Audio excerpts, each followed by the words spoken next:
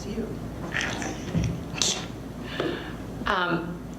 Adam, I wish you'd been able to come to the intercity visit, truly, because Asheville has cobbled together $35 million of funding from all various places without developers. So when you add that in, I think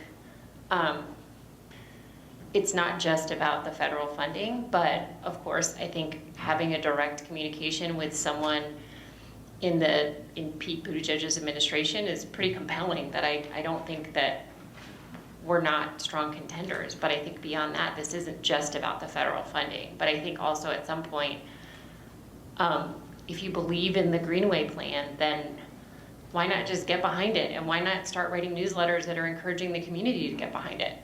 Why not start helping? I guess I just don't, I mean, at some point, this council is gonna have to make some choices about what we think is important. And I'm tired.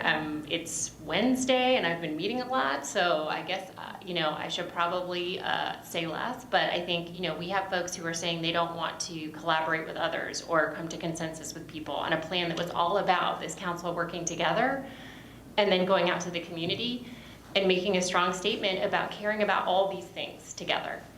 And at some point, instead of just trying to blow things up and say that things are wrong or that they're not realistic, why not get behind something about this? You said you care about greenways, great. So then figure out how to make it happen, help. I mean,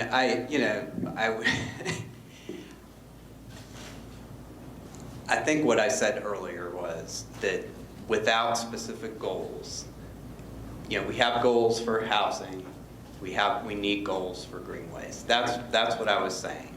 And I think we just need to be clear with people about the significant barriers that we face.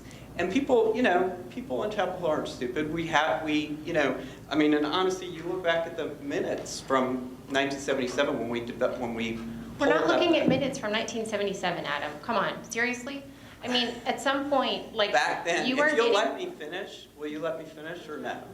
I mean, yes, we can move on in a second, but let me at least respond to being, being questioned here. Back then, the council was talking about this as a commuter system. It wasn't that they, felt that this was just recreation. So I think absolutely we should be going after federal money, but I just want to see some goals here, just like we're putting goals in for the housing. That's all I'm saying, because I think if you look at what is available, and frankly, our, the limits we have and our borrowing at the moment as well, that's, those are significant problems. So if we put some goals in, that gives us something to work towards. So why not just ask for that? I just feel like at some point, it's not just what you say in these meetings, it's what you say in your newsletters. It's how you try and get the public so lined up against this entire council that everything we do has to come into question. We can all disagree, and we all have an equal vote on this council, and everybody's opinion matters. But at some point, the way that you try to turn this entire community against us, instead of trying to get your points included and work with other people, it's just so detrimental to ever moving forward that we can encase Chapel Hill and Amber, we can try, but it's never gonna happen. If you want to go down that road, well, I am representing people whose views are not heard often here at this council. I'm going to put us back on task now. Thank you.